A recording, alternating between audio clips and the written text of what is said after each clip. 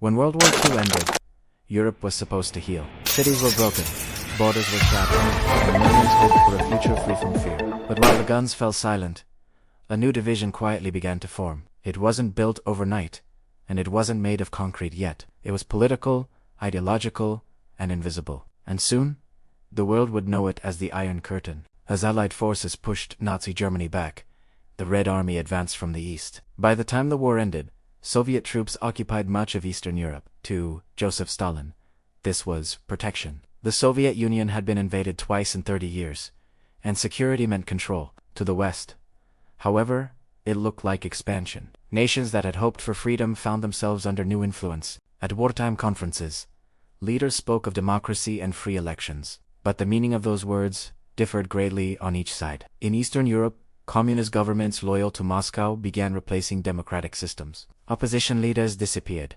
elections were controlled, and borders slowly closed. Poland, Hungary, Romania, Bulgaria, and Czechoslovakia were drawn behind the curtain. In the West, the United States moved quickly to stabilize Europe. Through the Marshall Plan, billions of dollars flowed into rebuilding industries, infrastructure, and economies. Prosperity returned, and with it, political stability. The Soviet Union rejected the plan and forced Eastern European nations to do the same, deepening the divide. By 1946, the separation was undeniable. In a speech that shocked the world, Winston Churchill declared that an Iron Curtain had descended across the continent. His words captured a reality people were already living. Travel became restricted.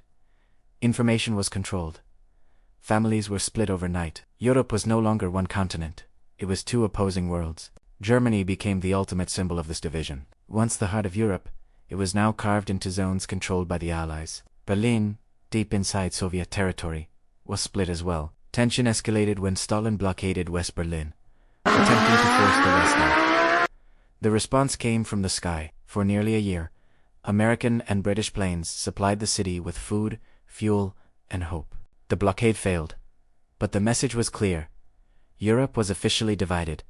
The Iron Curtain wasn't just a border, it was a system of control, fear, and ideology. Behind it, governments answered to Moscow. Beyond it, nations aligned with Washington. NATO and the Warsaw Pact followed, locking the division into military alliances. What began as post-war security became a permanent standoff. This silent division shaped lives for generations. It determined where people could live, what they could say, and which future they were allowed to imagine. And while no official war was declared, Europe became the front line of the Cold War.